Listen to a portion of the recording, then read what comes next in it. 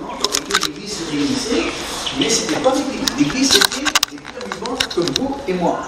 Et on découvre dans la Bible qu'il y a plusieurs images qui vont nous aider à comprendre ce que c'est l'Église de Jésus-Christ, comme les premiers chrétiens l'ont vécu. La première image que nous avons vue, c'était la maison de Dieu, l'habitation, le lieu où Dieu réside, le Dieu où a mis sa présence. L'Église, les êtres humains qui croient en Jésus, qui aiment Jésus, deviennent une habitation. Et Pierre nous raconte et nous dit que nous, chrétiens, nous sommes des pierres vivantes dans l'édifice vivant de Dieu. Et une pierre, avant de pouvoir trouver sa place dans l'édifice, devait être taillée pour lui donner la forme qu'il fallait pour entrer dans le mur, et puis taillée et placée dans le mur. Et Dieu, pour construire son peuple où sa présence demeure, eh bien, doit prendre un être humain, doit le tailler. Est-ce que vous êtes taillé là ce matin? Bon, ça continue, je crois. On est constamment en train d'être taillé, n'est-ce pas, hein? Mais il y a un travail de Dieu, il nous prend en condition, je dirais, en matière première, et il commence à nous façonner. Pourquoi? Pour que nous puissions trouver notre place dans sa construction, pour qu'il puisse mettre sa présence. La première image, c'est la maison de Dieu, l'habitation. La deuxième image, c'est la famille de Dieu.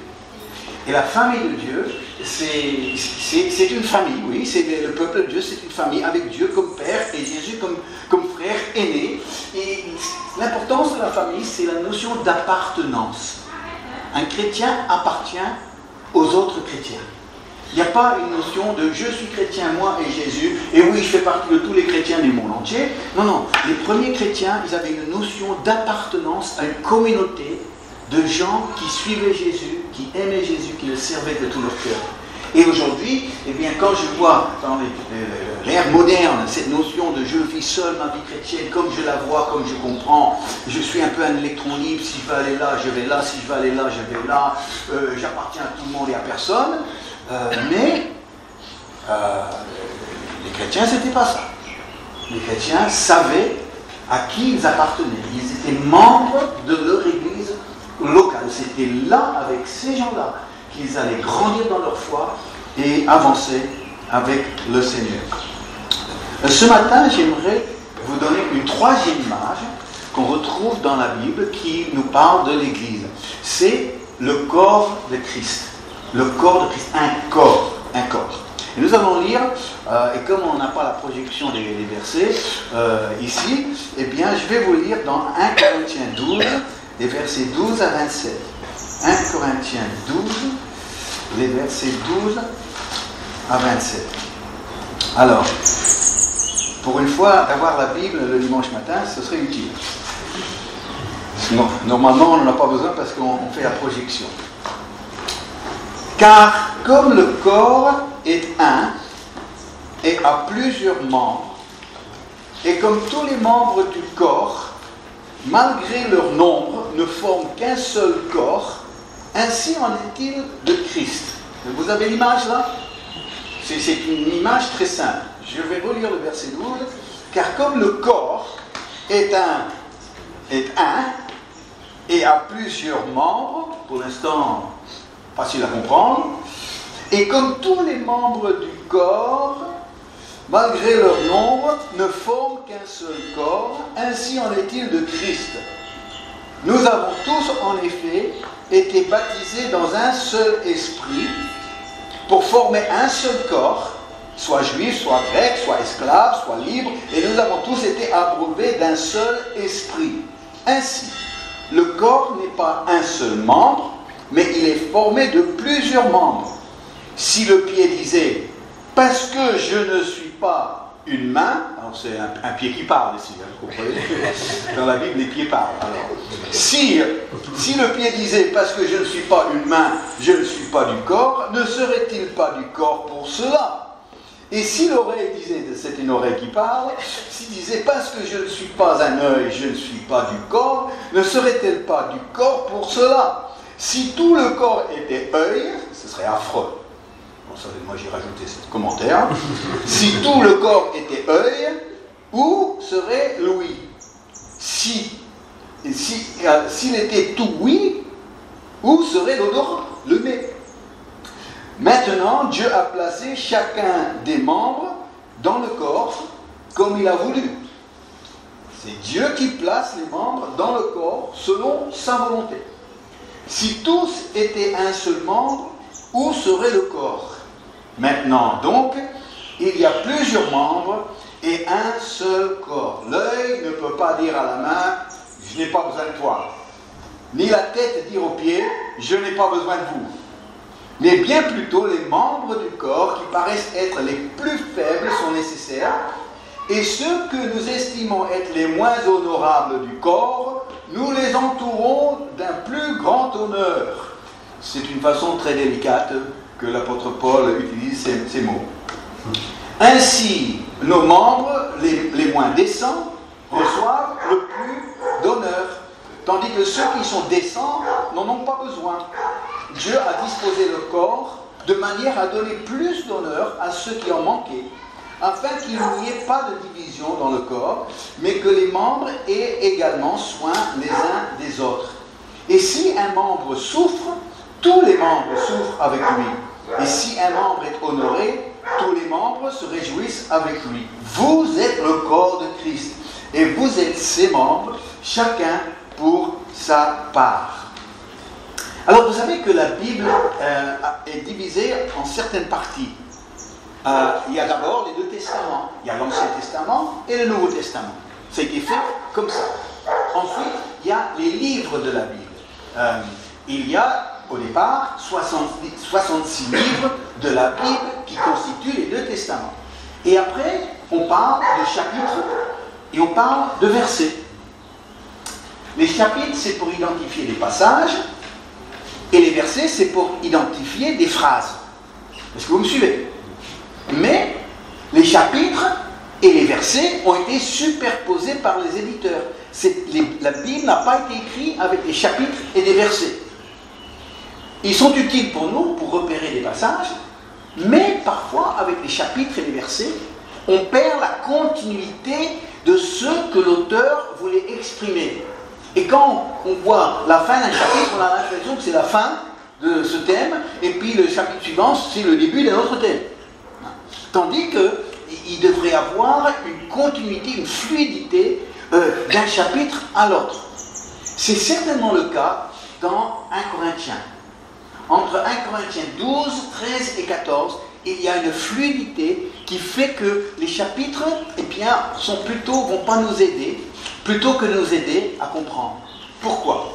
Eh bien parce que, dans un premier temps, chapitre 12, et nous l'avons lu, il nous parle, ou nous n'avons pas lu, nous avons lu la deuxième partie du chapitre 12. La première partie, c'est un passage très important sur l'action du Saint-Esprit dans l'Église primitive, dans l'Église, les dons spirituels. Et c'est les dons spirituels qui sont tellement importants pour que l'Église soit vraiment l'Église puissante de Jésus. De là, une fois qu'il a terminé avec les dons spirituels, il passe directement à l'enseignement sur le corps de Christ que nous avons lu. Ensuite, on va vers ce que nous appelons chapitre 13, qui est le magnifique chapitre sur l'amour, c'est très connu. Et après chapitre 13, on retourne dans le fonctionnement des dons spirituels qu'on avait commencé dans le chapitre 12. Et avec la lecture des chapitres, on a l'impression que chaque fois, c'est des thèmes déconnectés. Un coup, c'est le Saint-Esprit, ensuite, c'est le corps de Christ, ensuite, c'est l'amour, ensuite, c'est autre chose. Mais en fait, il y a un tout. Et pourquoi est-ce que Paul a voulu associer Saint-Esprit, Église, corps de Christ, amour, et tout regrouper entre eux? Eh bien, il y a une raison très importante. Une raison très importante. Mais non, c'est vrai, moi j'ai déjà entendu des enseignements sur l'Église et corps de Christ, un corps, plusieurs membres. J'ai déjà enseigné sur ce thème plusieurs fois moi-même. C'est un thème qui est concret et qui, parce que chacun se pose la question, alors moi je suis quoi dans le corps de Christ? Est-ce que je suis un œil? Est-ce que je suis une oreille? Est-ce que je suis le nez? Est-ce que je suis un pied? Est-ce que je suis une main? Et alors on pose la question, que suis-je moi dans le corps de Christ? Est-ce que la femme qui parle beaucoup, est-ce que c'est la langue? Non, je ne dirais pas ça, pas forcément. Mais il y a un homme, lisant ce texte, il a dit, ben moi je sais ce que je suis moi. Et moi je dois être la tête, parce que j'aime prendre des décisions. Alors sa femme, quand elle a entendu ça, elle a dit, bien si toi tu es la tête, eh bien moi je sais ce que je suis moi. Moi je suis la nuque qui contrôle la tête. Vous voyez? Et alors, on ne va pas jouer ce jeu-là en disant qui est quoi, parce qu'on va dire qui est le nombril, et puis qui est l'orteil. Non, on va pas faire ça. Mais je veux vraiment venir sur cet enseignement où Paul associe Saint-Esprit, corps de Christ, amour. Saint-Esprit, corps de Christ, amour. Les trois groupés ensemble. Pourquoi? Eh bien parce qu'il est en train de dire que pour que l'Église soit l'Église de Jésus-Christ, il faut qu'il soit animé par l'Esprit de Jésus, il faut que ce corps soit animé par l'amour de Jésus. On ne peut pas parler de corps sans parler de l'Esprit de Jésus, sans parler de l'amour de Jésus. Et ça, c'est vraiment important. Parce que quand nous comprenons le monde des esprits, nous savons qu'un esprit est une réalité spirituelle. Et pour s'exprimer dans le monde physique, cet esprit a besoin d'un corps physique pour pouvoir s'exprimer. Est-ce que vous me suivez? Un esprit ne peut pas s'exprimer pleinement sans qu'il y ait un corps un corps physique à travers lequel il s'exprime. Il y a un exemple, bien sûr, des mauvais esprits, c'est ça. Ils cherchent à habiter un être humain, parce que, de préférence, un être humain, parce que les capacités sont plus développées, mais à défaut, eh bien, un mauvais esprit peut chercher à habiter un animal aussi. Et on a un exemple extraordinaire dans Marc chapitre 5. Je ne vais pas vous lire le passage, mais je vous encourage de le lire. Marc chapitre 5, où un homme est complètement possédé de mauvais esprits. Il avait une force surhumaine. Il était dans le cimetière, jour et nuit, il hurlait. Ils avaient essayé de le ligoter, de le maîtriser, mais même les chaînes, ils ne pouvaient pas le tenir. Il brisait les chaînes avec sa puissance surnaturelle. Et voilà que Jésus arrive dans ce pays des Gadériens, et cet homme, eh bien, vient à la rencontre de Jésus. Et puis il y a confrontation entre Jésus rempli du Saint-Esprit de Dieu et cet homme rempli de mauvais esprits. Et Jésus commence à menacer ces esprits mauvais qui étaient dans cet homme. Et il y a un combat, il y a un bras de fer. Les esprits ne partent pas comme ça. Il y a un combat, les esprits ne voulaient pas partir. Et alors Jésus, curieusement, et c'est la seule fois dans les évangiles qu'on trouve ça, il va poser la question à l'homme. Il a dit, quel est votre nom? Il s'est adressé aux esprits et il a dit, quel est votre nom? Et les esprits mauvais, à travers cet homme, ils ont répondu, nous sommes légion, car nous sommes nombreux. Et il s'est identifié par le mot légion. Une légion, dans l'armée romaine, représentait entre 4000 et 6000 soldats. Cet homme était habité par au moins 4000 mauvais esprits. Vous vous rendez compte? Et Jésus est dans une confrontation féroce avec 4000 esprits dans un seul homme. Et dans ce combat, les mauvais esprits savent qu'ils vont être expulsés. Ils savent, ils résistent. Et là, ils rentrent dans un marchandage. Ils disent, Jésus, envoie-nous dans ce troupeau de pourceaux et on partira paisiblement.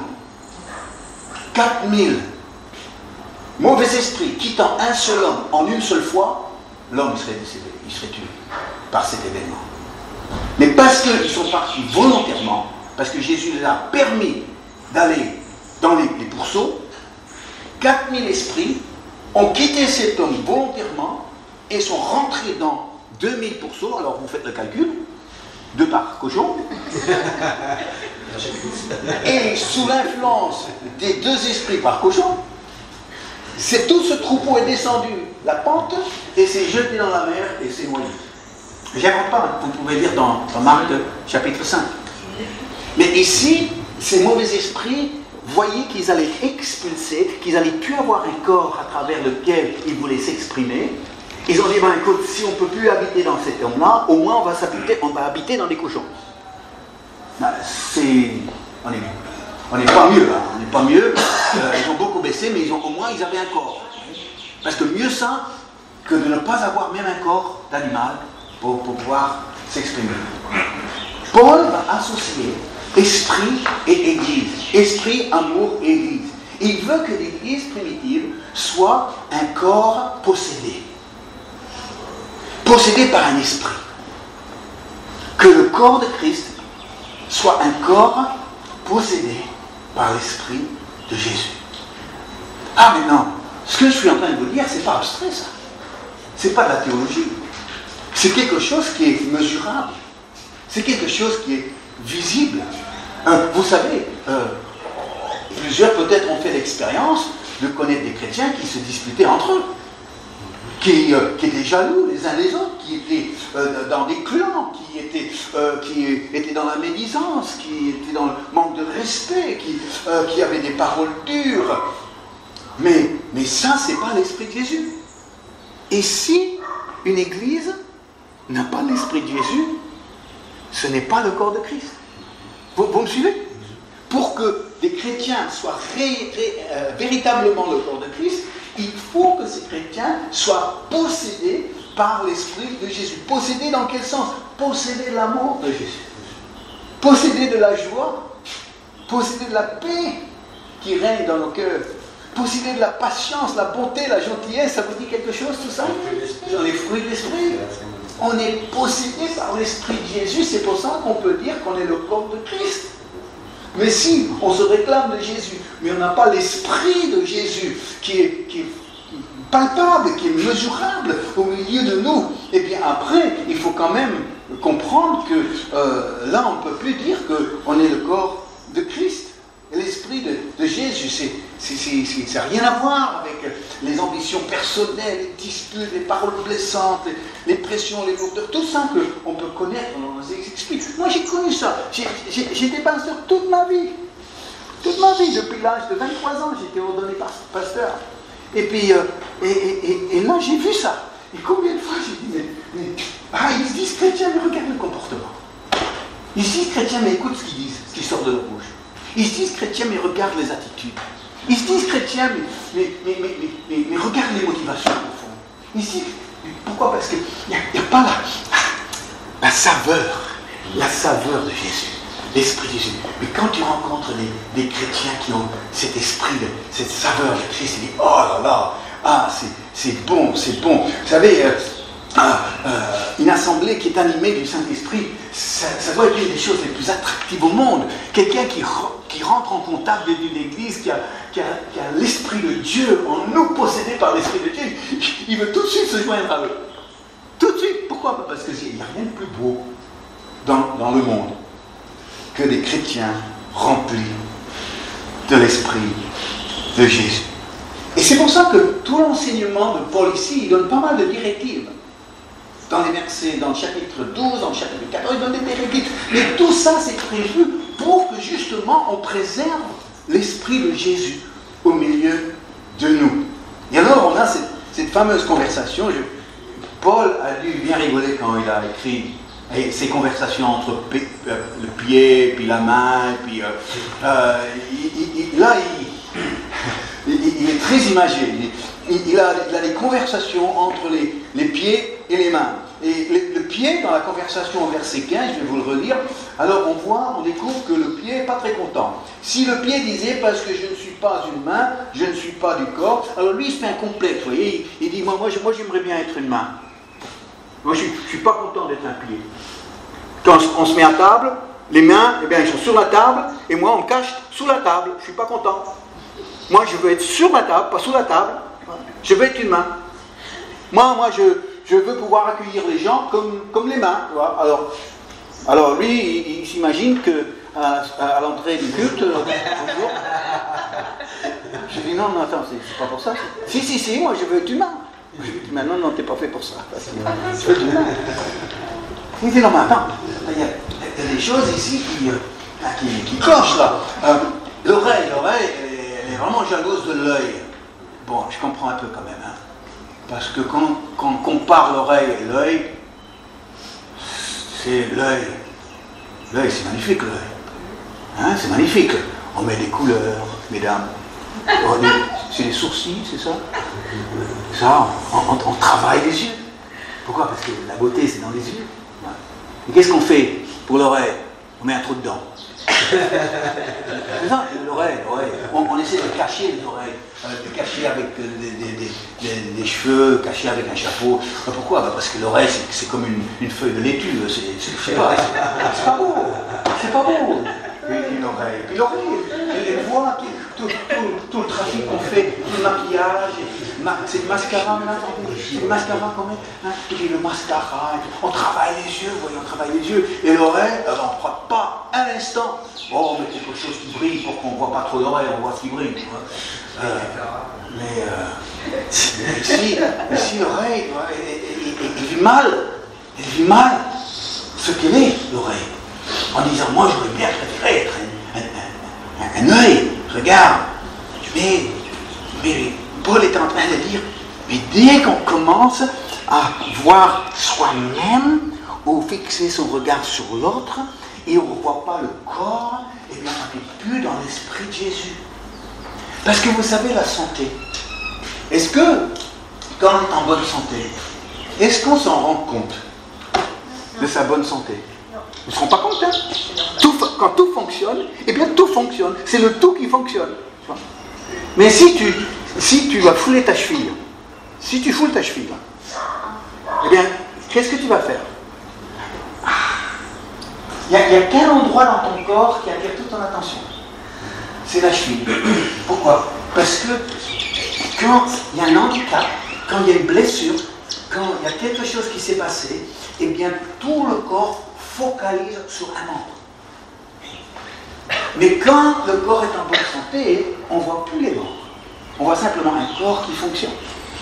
Et c'est le cas pour une église aussi. Parce que quand une église est en bonne santé, le fonctionnement est harmonieux. Le fonctionnement se fait tout seul.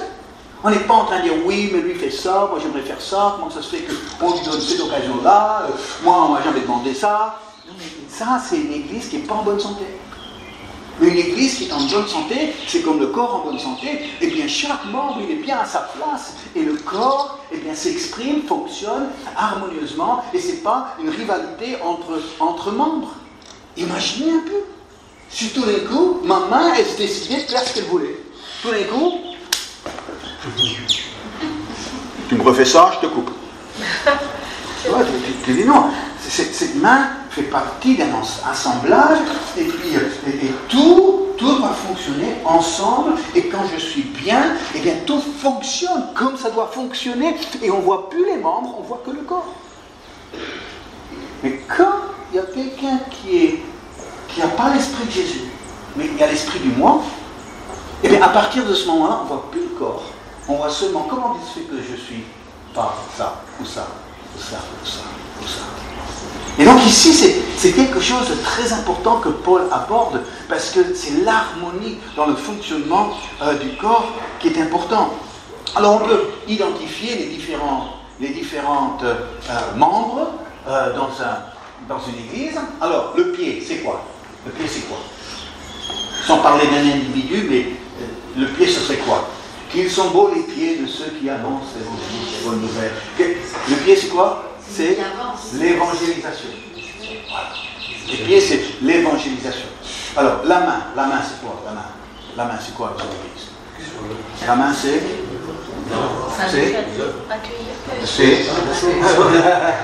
accueillir, mais c'est aussi l'entrée de la main tendue.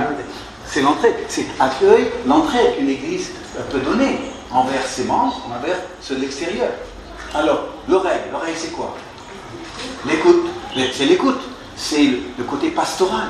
Le côté pastoral, c'est on écoute beaucoup. Avant de pouvoir commencer à orienter, on va écouter. Et c'est sensible à l'être humain. Il y a l'écoute. L'œil, c'est quoi? L'œil. C'est un discernement, c'est la vision prophétique. Une vision qui fait qu'on voit au-delà du pas qu'on a à faire là. C'est pas seulement voir le pas, c'est voir le chemin. Et donc, on a besoin des yeux. Parce que si on n'a pas des yeux, on peut encore marcher, sauf qu'on ne sait pas où on va. Et l'œil te donne une direction, l'œil te donne une vision, tu comprends où tu vas avec l'œil. La tête, c'est quoi la tête? La tête. La tête, c'est la direction. La tête, c'est la sagesse. La tête, c'est le leadership. Et dans une église, il faut aussi le leadership qui donne une direction, qui manifeste une sagesse et qui va influencer le fonctionnement de l'ensemble du corps. L'odorat. L'odorat, c'est quoi l'odorat? Le nez. Le nez. Le nez, c'est quoi? L'odorat, oui. L'odorat. Et l'odorat nous permet de sentir quoi? De sentir des bonnes odeurs et des mauvaises odeurs. Hein? Et c'est là où on est dans le discernement. Et dans le parfum de sa présence. Et dans le moment de louange qu'on a vécu, il y avait un parfum, il y avait une bonne odeur de Christ. Mais il peut y avoir aussi une mauvaise odeur. Et de pouvoir distinguer entre les deux odeurs venant de gens ou venant de choses, de dire ah ben là, ça c'est bon. Quand les voisins ils font leur barbecue, j'ai envie de descendre et puis me joindre à eux. Il n'y a pas de place en plus à la table. Pourquoi? Parce que c'est les bonnes odeurs. Mais par contre, quand les éboueurs passent, on ferme les fenêtres. Tu vois, parce que là, c'est les mauvaises odeurs. Mais ça, c'est possible parce que j'ai ça. Et spirituellement, eh bien ça, c'est très important. Ça, c'est très important. Parce que si les mauvaises odeurs pour toi sont des bonnes odeurs, il y a un problème d'odorat. Et quelque part dans le corps de Christ, il y a l'odorat qui nous permet de bien distinguer entre ce qui est bonne odeur et ce qui est mauvaise odeur. Alors, et la bouche? La bouche, c'est la prise de parole. La bouche, c'est l'annonce. La bouche, c'est la prédication, c'est l'enseignement de la parole de Dieu. Donc ici, ces membres, on peut le distinguer. Non. Qu'est-ce que j'ai dit? Quand le corps est en bonne santé, on ne voit pas les membres. Il fonctionne, on ne voit pas les membres. Quand il est malade, c'est les membres qui essaient de s'imposer vis-à-vis des autres, quand il est malade. Et c'est pour ça qu'une église en vraiment bonne santé, c'est où il y a un fonctionnement très harmonieux entre louange, enseignement, vision prophétique, travail pastoral, l'accueil et l'aide, la louange, le parfum de la louange. Et il n'y a pas une notion de nous. Nous, on croit vraiment qu'on est l'église de la louange. Et le reste, eh bien, ça ne nous intéresse pas. Je dis, oh là là là là là là, mais quoi, c'est un gros nez, c'est ça. C'est un gros nez. Le corps, c'est un gros nez. Ça veut dire que c'est le parfum. Et puis, il y en a d'autres qui disent, ah non, pour nous, c'est l'évangélisation. Oh, tout ce qui est louange, ça n'intéresse pas. L'évangélisation, t'as deux gros pieds. Et souvent, il y a eu dans les églises une espèce de oui, on est pour ça, comme activité d'église. Mais l'église de Jésus, le corps de Christ, c'est tous les membres qui fonctionnent en bonne santé, harmonieusement, pas du tout en concurrence l'un vis-à-vis de l'autre, mais afin que le corps puisse fonctionner, qu'il y ait de l'évangile, qu'il y ait de la louange, qu'il y ait un travail pastoral, qu'il y ait de l'entraide, qu'il y ait l'accueil, qu'il y ait aussi l'annonce de l'évangile, qu'il y ait la prise de parole, qu'il y ait la louange, qu'il y ait la sagesse, la leadership, que tout ça fonctionne ensemble. Et là, on peut dire, c'est le corps de Christ, possédé par le Saint-Esprit. Alléluia. Et ça, eh bien, j'aspire après ça. Imaginez une église sans pied. Qu'est-ce qu'elle va faire? Elle tombe. Imagine une église sans main. Elle n'aide personne. Imagine une église qui manque l'ouïe. Elle ne veut pas écouter ou comprendre l'être humain. Pas sensible. Imagine une église qui manque de l'œil, tâtonne spirituellement, dans l'aveuglement. Imagine une église qui manque de tête, sans leadership. pas d'intelligence. Imagine une église qui manque l'odorat, ne fait pas la différence, je l'ai dit. Une église qui manque une bouche, elle n'a plus de message à annoncer. Chers amis, j'aurais bien voulu que tout le monde soit présent, mais on est encore en période de vacances pour partager ça. Mais l'église où les membres fonctionnent sans se voir, parce qu'on voit le corps qui fonctionne en bonne santé, eh bien c'est quelque chose auquel Jésus cherche pour son église, son corps sur la terre. On parle en ce moment de Gad Elmaleh. Gad Elmaleh. Hein, vous avez vu, il fait une émission. Mais il y a 2 ans de ça, il avait fait des pubs pour la banque LCL. Je ne sais pas si vous avez vu ça. Et puis, alors lui, il arrive sur scène, et puis il est habillé en noir comme d'habitude, et puis il dit « Je rêve d'une banque qui me donne quelqu'un qui me répond quand j'appelle à 20h rentrant du travail. Je rêve d'une telle banque. » Il a son idée, son rêve d'une banque qui va vraiment répondre à toutes ses attentes. Et bien moi, quand j'ai vu ça, j'ai dit, moi je rêve d'une église. J'ai dit, je rêve d'une église où tous les membres fonctionnent harmonieusement. Et finalement, on ne voit pas les membres parce qu'on voit le corps qui fonctionne en bonne santé. Est-ce que ça veut dire que les chrétiens vont être parfaits? Non. Est-ce que l'église va être parfaite? Non, bien sûr que non. Mais ça veut dire que l'Esprit de Jésus qui est en nous va pouvoir surmonter les imperfections. Et nous aurons une belle église. Et aujourd'hui, je crois que c'est bien parti pour. Oh, il y a des loupés, c'est vrai. Il y a des fois où on aurait pu faire des choses différemment. Il y a parfois des maladresses, parfois des choses qu'on n'aurait pas dû faire, qu'on a fait, ou bien qu'on aurait dû faire, on n'a pas fait. Ça, c'est vrai. Mais l'Esprit de Jésus qui est en nous nous permet de dépasser nos imperfections pour vivre dans cette réalité. J'avais, dans notre église à Paris, il y avait un homme qui était père de 3 enfants, père de famille. Et tous les dimanches, il venait avec sa femme et ses 3 enfants pour le culte. Il s'appelait Alain. Et Alain, à première vue, n'était pas quelqu'un de très impressionnant. Il était de petite taille, il était assez timide, et il n'avait pas la parole facile. C'est pas comme si c'était le robinet. Non. Mais son esprit était pur. Son esprit était pur. Il était humble. Mais il avait la foi. C'était un homme qui avait la foi.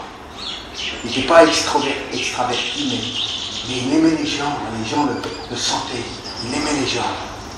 Et quand il priait, c'était pas toujours des prières qui faisaient trembler les murs, mais on sentait la ferveur dans ce qu'il disait à Dieu. On sentait son amour qui s'exprimait à travers la prière. Alain ne chantait pas, il savait. C'était pas un chanteur. Il ne savait pas jouer un instrument de musique. Il ne savait pas prophétiser. Mais il aimait l'église. Et il se donnait aux gens. Sur le plan professionnel, rien d'extraordinaire. Il travaillait dans un entrepôt comme un magasinier. Il faisait son travail sérieusement. Il se faisait moquer de lui, de ses collègues, parce qu'il était chrétien. Et parce qu'il était honnête. Et puis les collègues n'étaient pas très honnêtes. Et puis quand lui n'était pas prêt à entrer dans leur jeu, eh bien ils l'ont fait. Ils sont moqués de lui. Donc on était content d'avoir un milieu de nous. Mais ce n'était pas la star. Et un matin, dans la prière, le Seigneur me parle. C'est pas souvent qu'il m'a parlé avec clarté. Le Seigneur me parle. Et ce qu'il m'a dit, c'était ça. Tu demandes à Alain de devenir ton pasteur adjoint à temps plein. Parce que c'est son esprit, c'est l'esprit qui est en lui que je veux pour mon église. Ici, Seigneur, tu aurais pu prendre quelqu'un avec plus de talent, qui tape l'œil, qui est plus impressionnant comme personnage, quelqu'un qui a une présence quand il se lève sur l'estrade. Tu veux que je demande à Alain d'être mon pasteur adjoint à plein temps? Peut-être qu'il va les trouver de ce salaire. Ok. Alors, un jour, après le culte, j'ai appelé Alain, j'ai dit Alain, j'aimerais te parler. Il m'a dit oui, c'est quoi ça? J'ai dit écoute Alain, est-ce que tu accepterais de devenir mon pasteur adjoint à plein temps, payé par l'Église? Quoi? Il était sous choc. Mais franchement, à le ramasser, hein. Tellement qu'il était sous choc. Et j'ai dit non, parce que c'est pas des talents qu'il nous faut.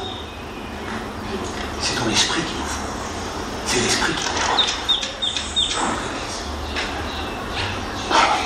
Et on a parlé avec sa femme, avec ses enfants, ils ont prié.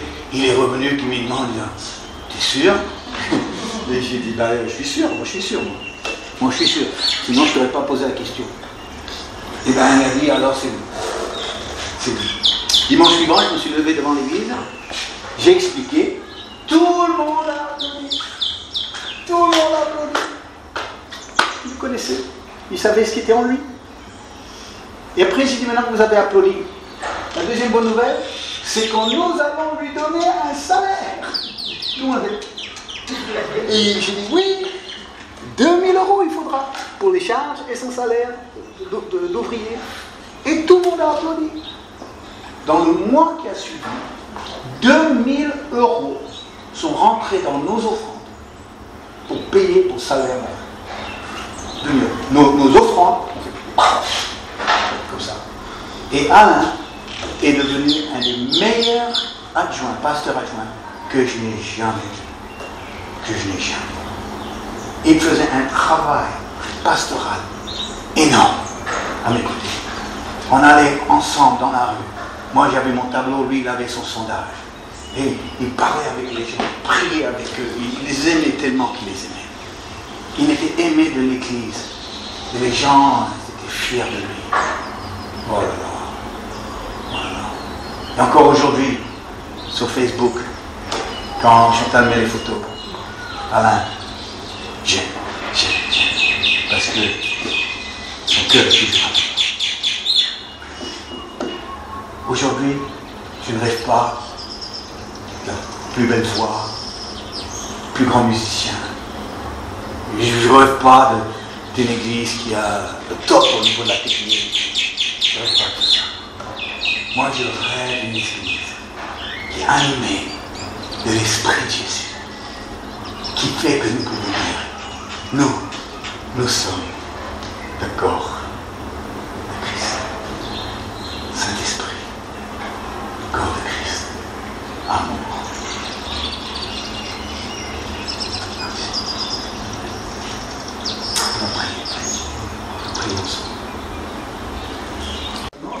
L'église se réunissait, mais ce n'était pas l'église. L'église, c'était des cœurs vivants comme vous et moi.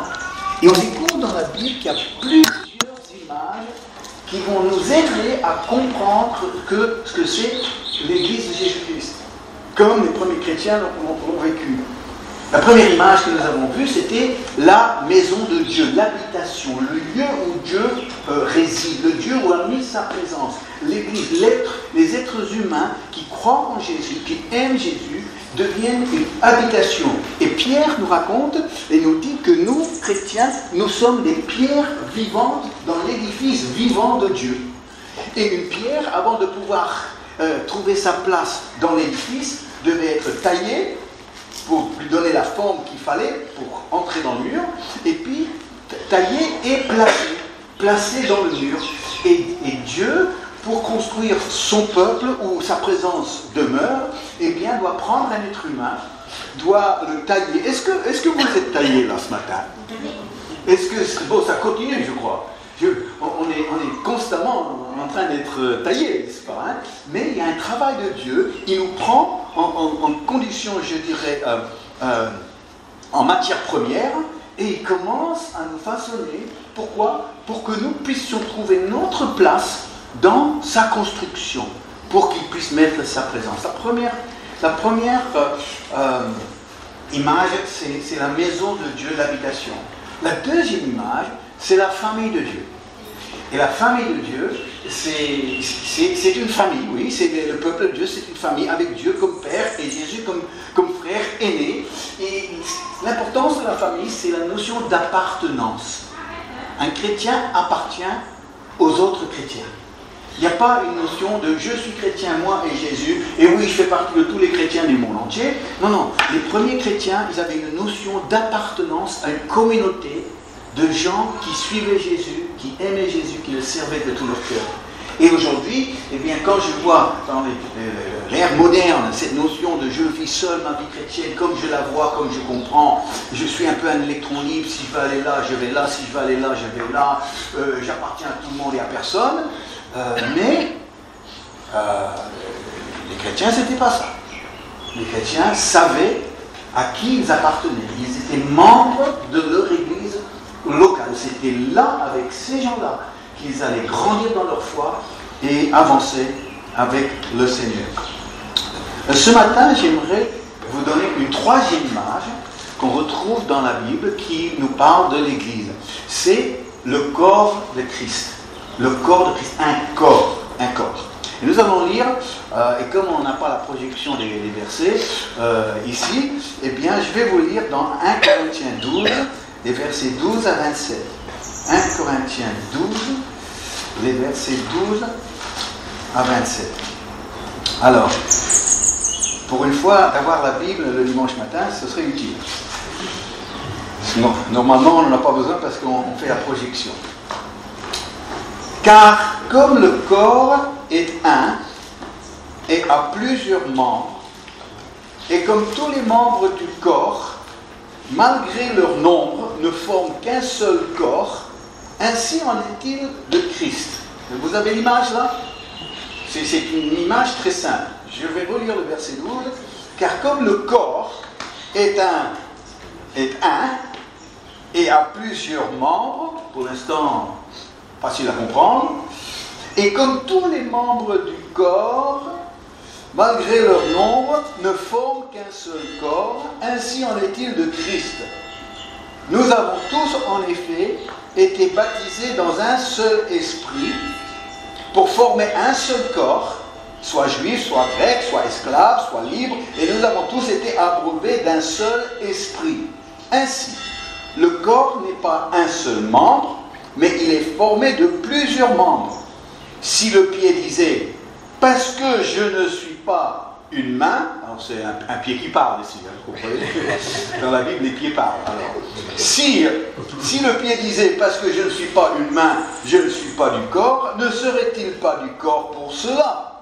Et si l'oreille disait, c'est une oreille qui parle, s'il disait « parce que je ne suis pas un œil, je ne suis pas du corps », ne serait-elle pas du corps pour cela?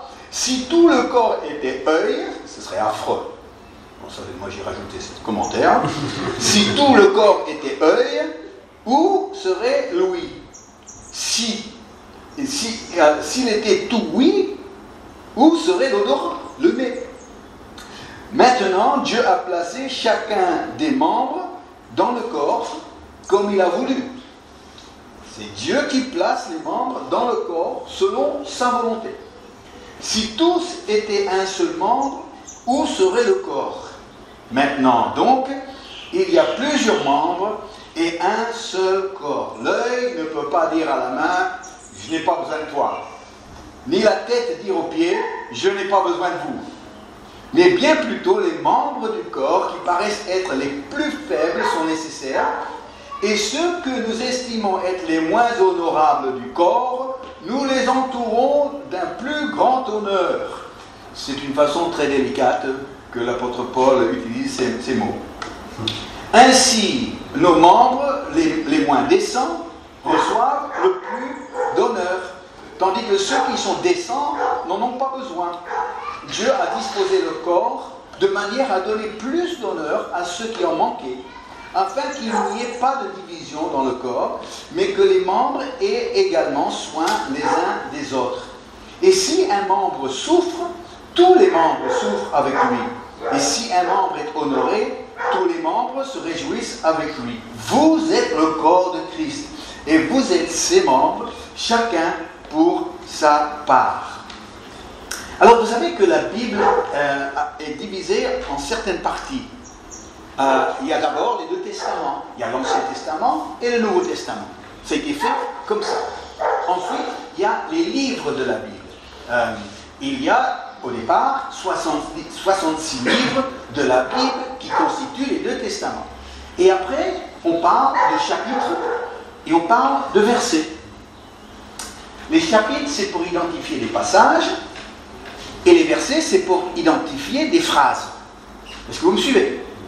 Mais les chapitres et les versets ont été superposés par les éditeurs. La Bible n'a pas été écrite avec des chapitres et des versets. Ils sont utiles pour nous, pour repérer des passages, mais parfois, avec les chapitres et les versets, on perd la continuité de ce que l'auteur voulait exprimer. Et quand on voit la fin d'un chapitre, on a l'impression que c'est la fin de ce thème, et puis le chapitre suivant, c'est le début d'un autre thème. Tandis qu'il devrait avoir une continuité, une fluidité d'un chapitre à l'autre. C'est certainement le cas dans 1 Corinthiens. Entre 1 Corinthiens 12, 13 et 14, il y a une fluidité qui fait que les chapitres, vont pas nous aider, plutôt que nous aider à comprendre. Pourquoi? Eh bien parce que, dans un premier temps, chapitre 12, et nous l'avons lu, il nous parle, ou nous n'avons pas lu, nous avons lu la deuxième partie du chapitre 12. La première partie, c'est un passage très important sur l'action du Saint-Esprit dans l'Église primitive, dans l'Église, les dons spirituels. Et c'est les dons spirituels qui sont tellement importants pour que l'Église soit vraiment l'Église puissante de Jésus. De là, une fois qu'il a terminé avec les dons spirituels, il passe directement à l'enseignement sur le corps de Christ que nous avons lu. Ensuite, on va vers ce que nous appelons chapitre 13, qui est le magnifique chapitre sur l'amour, c'est très connu. Et après chapitre 13, on retourne dans le fonctionnement des dons spirituels qu'on avait commencé dans le chapitre 12. Et avec la lecture des chapitres, on a l'impression que chaque fois, c'est des thèmes déconnectés. Un coup, c'est le Saint-Esprit, ensuite, c'est le corps de Christ, ensuite, c'est l'amour, ensuite, c'est autre chose. Mais en fait, il y a un tout. Et pourquoi est-ce que Paul a voulu associer Saint-Esprit, Église, corps de Christ, amour, et tout regrouper entre eux? Eh bien, il y a une raison très importante. Une raison très importante. Mais non, c'est vrai, moi j'ai déjà entendu des enseignements sur l'Église et corps de Christ, un corps, plusieurs membres. J'ai déjà enseigné sur ce thème plusieurs fois moi-même. C'est un thème qui est concret et parce que chacun se pose la question, alors moi je suis quoi dans le corps de Christ? Est-ce que je suis un œil? Est-ce que je suis une oreille? Est-ce que je suis le nez? Est-ce que je suis un pied? Est-ce que je suis une main? Et alors on pose la question, que suis-je moi dans le corps de Christ? Est-ce que la femme qui parle beaucoup, est-ce que c'est la langue? Non, je ne dirais pas ça, pas forcément. Mais il y a un homme, lisant ce texte, il a dit, moi je sais ce que je suis moi. Et moi je dois être la tête, parce que j'aime prendre des décisions. Alors sa femme, quand elle a entendu ça, elle a dit, bien si toi tu es la tête, eh bien moi je sais ce que je suis moi. Moi je suis la nuque qui contrôle la tête. Vous voyez? Et alors, on ne va pas jouer ce jeu-là en disant qui est quoi, parce qu'on va dire qui est le nombril, et puis qui est l'orteil. Non, on va pas faire ça. Mais je veux vraiment venir sur cet enseignement où Paul associe Saint-Esprit, corps de Christ, amour. Saint-Esprit, corps de Christ, amour. Les trois groupés ensemble.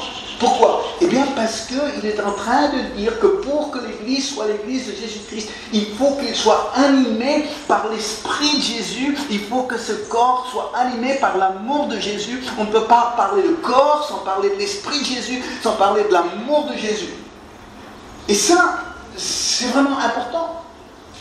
Parce que quand nous comprenons le monde des esprits, nous savons qu'un esprit est une réalité spirituelle.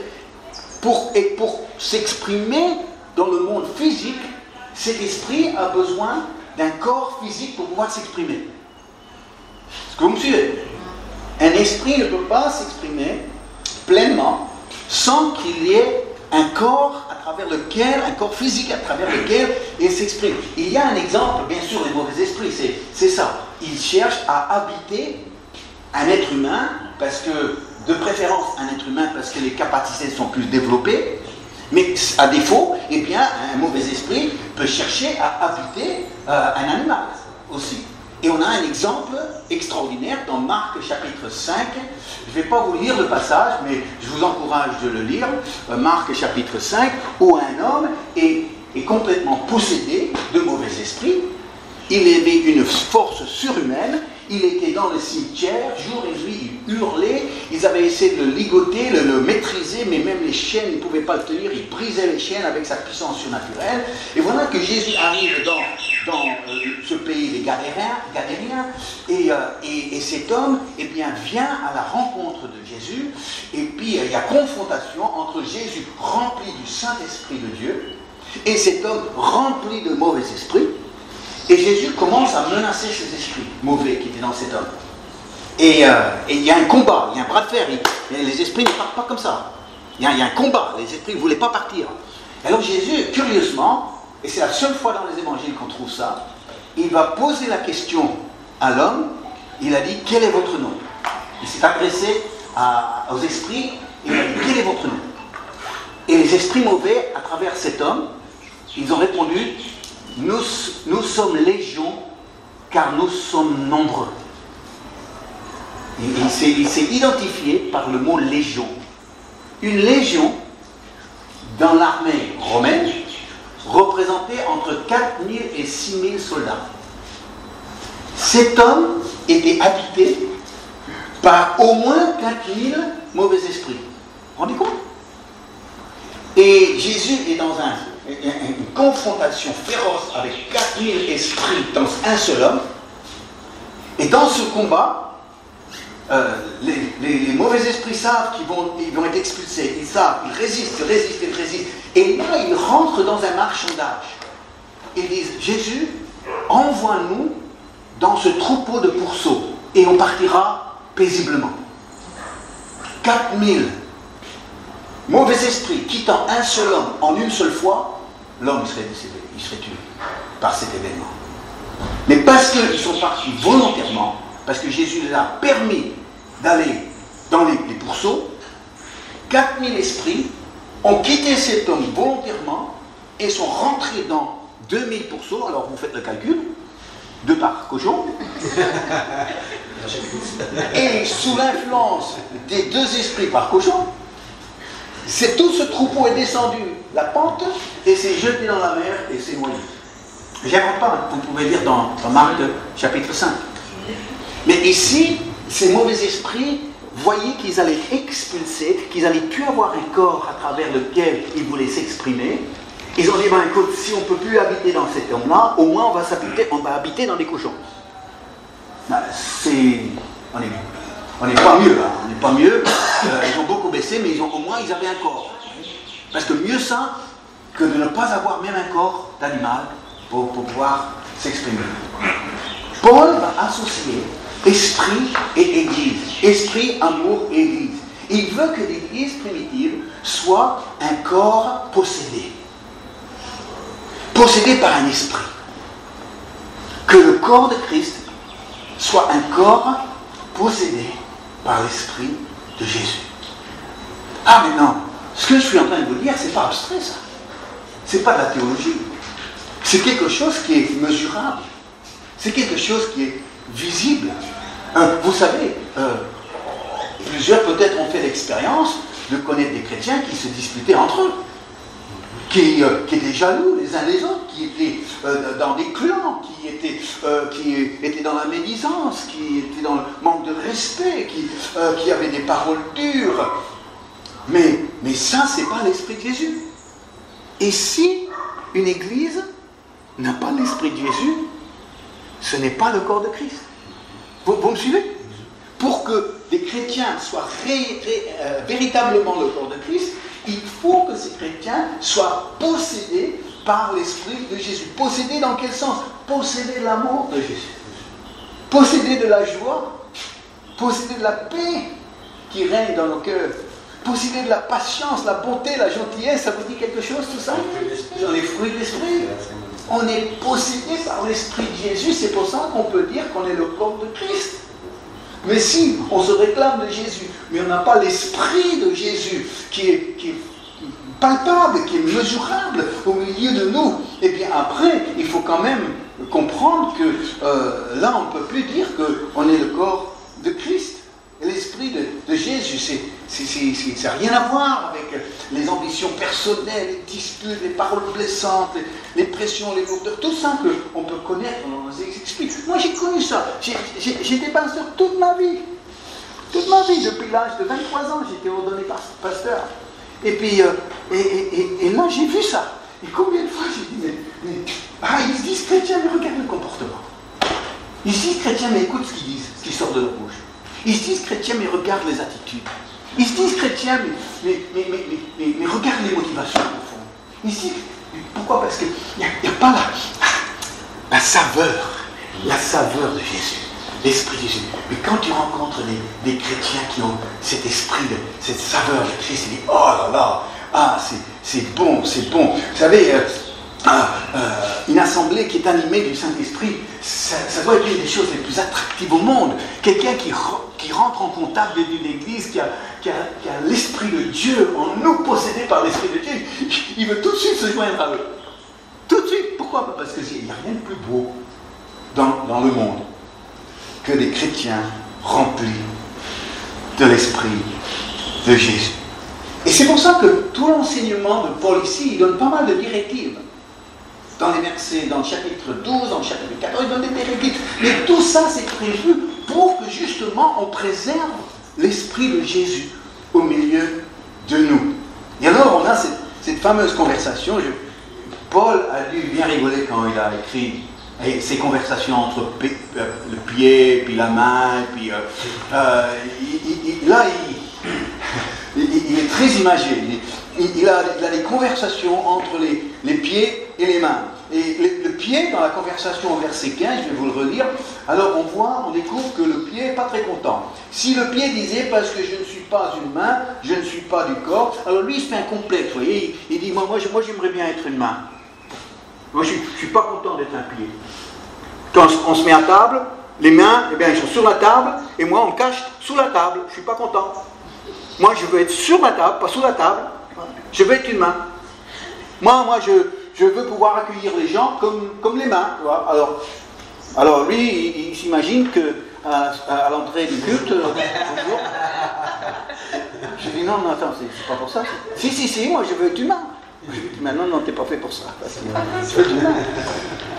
Il dit non, mais attends, il y a des choses ici qui clochent là. L'oreille, elle est vraiment jalouse de l'œil. Bon, je comprends un peu quand même. Hein. Parce que quand on compare l'oreille et l'œil, c'est l'œil.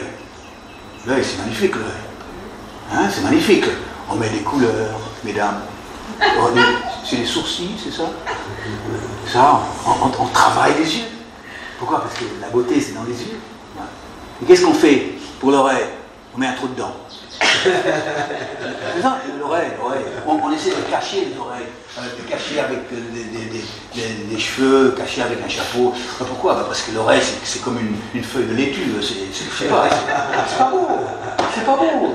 Puis l'oreille, elle voit tout le trafic qu'on fait, tout le maquillage, c'est le mascara, c'est le mascara quand même, hein, puis le mascara, on travaille les yeux, voyez, on travaille les yeux, et l'oreille, on ne frotte pas un instant. Oh, mais quelque chose qui brille pour qu'on ne voit pas trop l'oreille, on voit ce qui brille. Si l'oreille, elle vit mal ce qu'elle est, l'oreille. En disant, moi j'aurais bien préféré être un œil, regarde. Mais Paul est en train de dire, mais dès qu'on commence à voir soi-même ou fixer son regard sur l'autre et on ne voit pas le corps, eh bien on n'est plus dans l'esprit de Jésus. Parce que vous savez, la santé, est-ce que quand on est en bonne santé, est-ce qu'on s'en rend compte de sa bonne santé? Ils ne se rendent pas compte, hein? Quand tout fonctionne, eh bien tout fonctionne. C'est le tout qui fonctionne. Mais si tu vas fouler ta cheville, si tu foules ta cheville, eh bien, qu'est-ce que tu vas faire? Il y a quel endroit dans ton corps qui attire toute ton attention? C'est la cheville. Pourquoi? Parce que quand il y a un handicap, quand il y a une blessure, quand il y a quelque chose qui s'est passé, eh bien tout le corps focalise sur un membre. Mais quand le corps est en bonne santé, on ne voit plus les membres. On voit simplement un corps qui fonctionne. Et c'est le cas pour une église aussi. Parce que quand une église est en bonne santé, le fonctionnement est harmonieux. Le fonctionnement se fait tout seul. On n'est pas en train de dire oui, mais lui fait ça, moi j'aimerais faire ça, comment ça se fait qu'on lui donne cette occasion-là, moi on m'a jamais demandé ça. Non, mais ça, c'est une église qui n'est pas en bonne santé.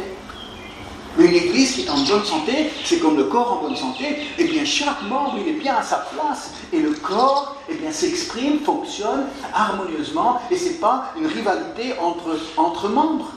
Imaginez un peu, si tout d'un coup, ma main, elle se décidait de faire ce qu'elle voulait. Tout d'un coup, tu me refais ça, je te coupe. Tu vois, tu dis non.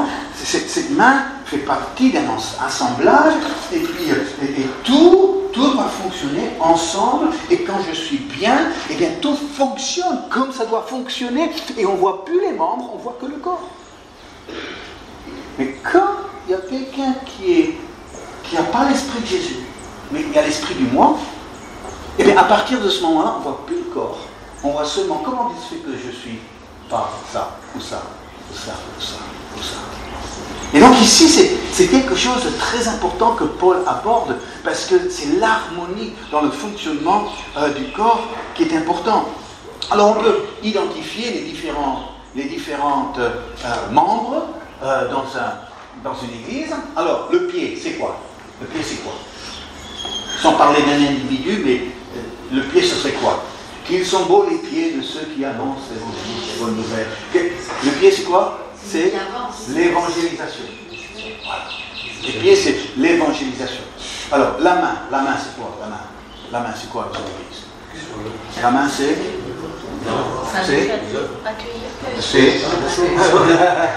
accueillir, mais c'est aussi l'entraide, la main tendue. C'est l'entraide, c'est accueil, l'entraide qu'une église peut donner envers ses membres, envers ceux de l'extérieur. Alors, l'oreille c'est quoi? L'écoute, c'est l'écoute, c'est le côté pastoral. Le côté pastoral, c'est on écoute beaucoup. Avant de pouvoir commencer à orienter, on va écouter. Et c'est sensible à l'être humain. Il y a l'écoute. L'œil, c'est quoi? L'œil. C'est le discernement, c'est la vision prophétique. Une vision qui fait qu'on voit au-delà du pas qu'on a à faire là. C'est pas seulement voir le pas, c'est voir le chemin. Et donc, on a besoin des yeux. Parce que si on n'a pas des yeux, on peut encore marcher, sauf qu'on ne sait pas où on va. Et l'œil te donne une direction, l'œil te donne une vision, tu comprends où tu vas avec l'œil. La tête, c'est quoi la tête? La tête, c'est la direction. La tête, c'est la sagesse. La tête, c'est le leadership. Et dans une église, il faut aussi le leadership, qui donne une direction, qui manifeste une sagesse, et qui va influencer le fonctionnement de l'ensemble du corps. L'odorat, c'est quoi l'odorat?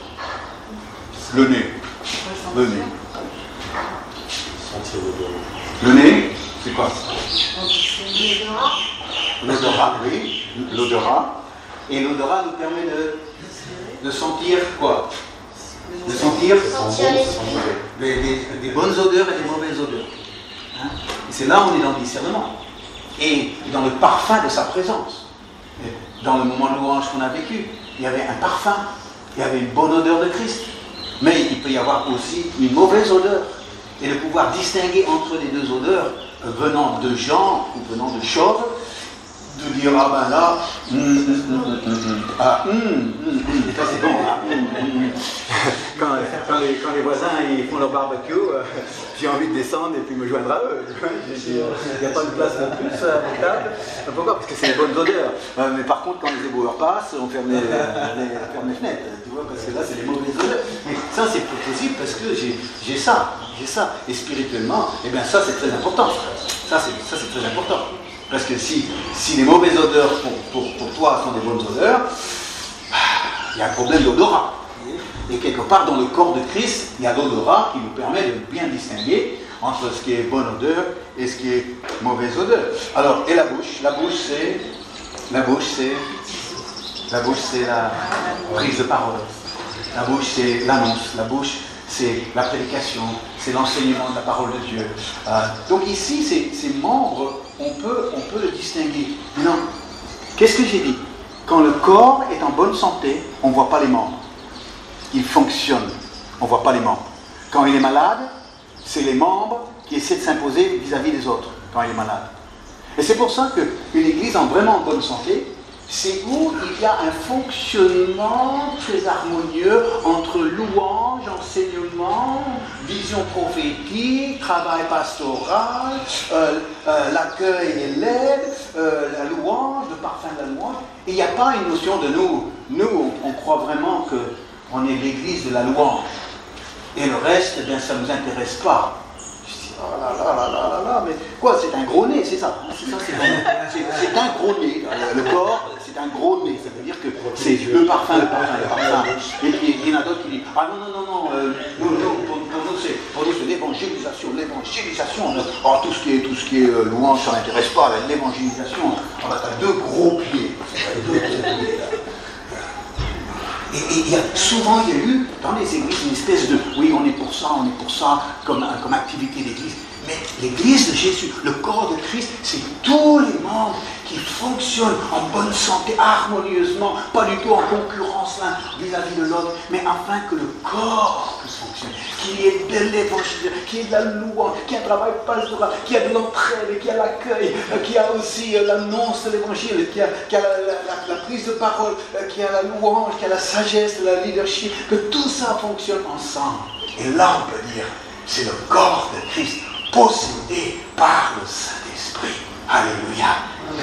Et ça, eh bien, j'aspire après ça. Imaginez une église sans pied. Qu'est-ce qu'elle va faire? Elle tombe. Imagine une église sans main. Elle n'aide personne. Imagine une église qui manque l'ouïe. Elle ne veut pas écouter ou comprendre les humains. Pas sensible. Imagine une église qui manque de l'œil, tâtonne spirituellement, dans l'aveuglement. Imagine une église qui manque de tête, sans leadership, pas d'intelligence. Imagine une église qui manque de l'odorat, ne fait pas la différence, je l'ai dit. Une église qui manque une bouche, elle n'a plus de message à annoncer. Chers amis, j'aurais bien voulu que tout le monde soit présent, mais on est encore en période de vacances pour partager ça. Mais l'église où les membres fonctionnent sans se voir, parce qu'on voit le corps qui fonctionne en bonne santé, eh bien c'est quelque chose auquel Jésus cherche dans son église, son corps, sur la terre. On parle en ce moment de Gad Elmaleh. Gad Elmaleh. Hein, vous avez vu, il fait une émission.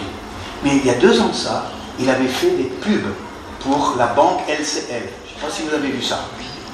Et puis, alors lui, il arrive sur scène, et puis il est habillé en noir comme d'habitude, et puis il dit « Je rêve d'une banque qui me donne quelqu'un qui me répond quand j'appelle à 20h rentrant du travail. Je rêve d'une telle banque. » Il a son idée, son rêve d'une banque qui va vraiment répondre à toutes ses attentes. Et bien moi, quand j'ai vu ça, j'ai dit, moi je rêve d'une église. J'ai dit, je rêve d'une église où tous les membres fonctionnent harmonieusement. Et finalement, on ne voit pas les membres parce qu'on voit le corps qui fonctionne en bonne santé. Est-ce que ça veut dire que les chrétiens vont être parfaits? Non. Est-ce que l'église va être parfaite? Non, bien sûr que non. Mais ça veut dire que l'Esprit de Jésus qui est en nous va pouvoir surmonter les imperfections. Et nous aurons une belle église. Et aujourd'hui, je crois que c'est bien partout. Oh, il y a des loupés, c'est vrai. Il y a des fois où on aurait pu faire des choses différemment. Il y a parfois des maladresses, parfois des choses qu'on n'aurait pas dû faire, qu'on a fait, ou bien qu'on aurait dû faire, on n'a pas fait. Ça, c'est vrai. Mais l'Esprit de Jésus qui est en nous nous permet de dépasser nos imperfections pour vivre dans cette réalité. J'avais, dans notre église à Paris, il y avait un homme qui était père de 3 enfants, père de famille. Et tous les dimanches, il venait avec sa femme et ses 3 enfants pour le culte. Il s'appelait Alain. Et Alain, à première vue, n'était pas quelqu'un de très impressionnant. Il était de petite taille, il était assez timide, et il n'avait pas la parole facile. C'est pas comme si c'était le robinet. Non. Non. Mais son esprit était pur. Son esprit était pur. Il était humble. Mais il avait la foi. Un homme qui avait la foi. Il n'était pas extraverti, mais il aimait les gens le sentaient. Il aimait les gens. Et quand il priait, c'était pas toujours une prière qui faisait trembler les murs, mais on sentait la ferveur dans ce qu'il disait à Dieu. On sentait son amour qui s'exprimait à travers la prière. Alain ne chantait pas, il savait. C'était pas un chanteur. Il ne savait pas jouer un instrument de musique. Il ne savait pas prophétiser. Mais il aimait l'église. Et il se donnait aux gens.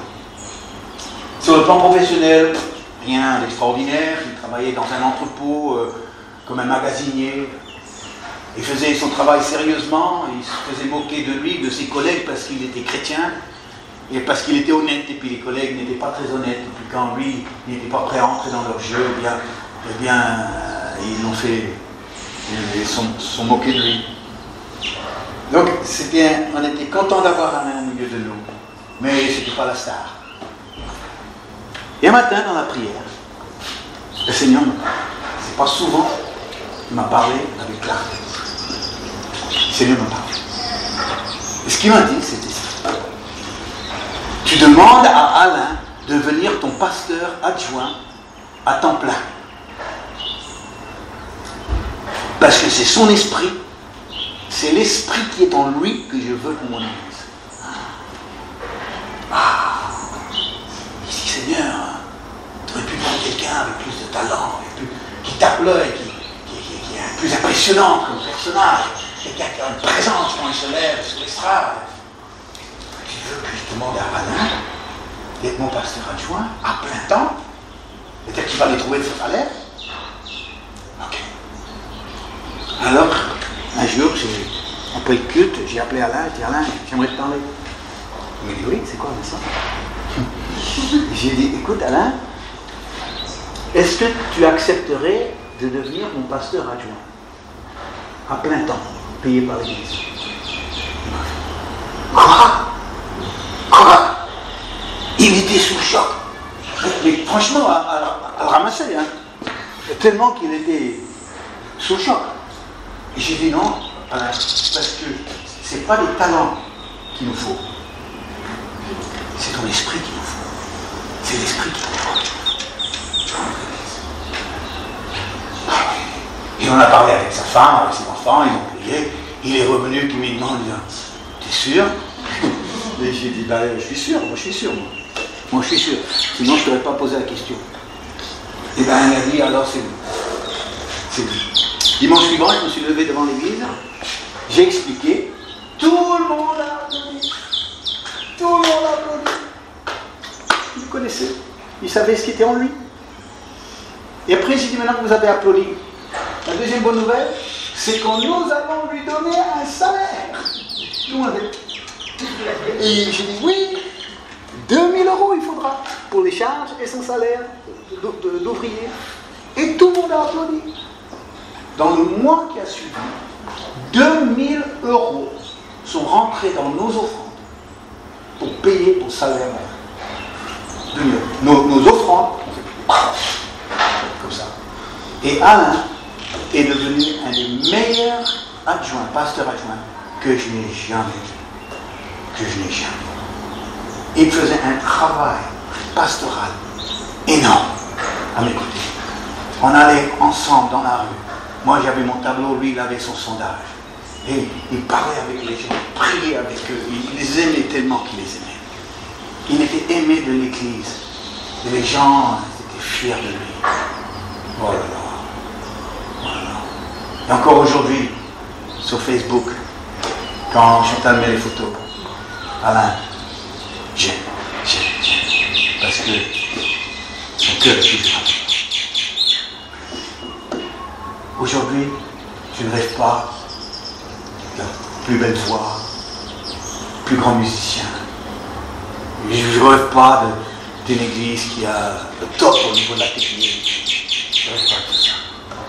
Moi, je rêve d'une église qui est animée de l'Esprit de Jésus, qui fait que nous pouvons dire, nous sommes le corps de Christ. Saint-Esprit, corps de Christ, amour.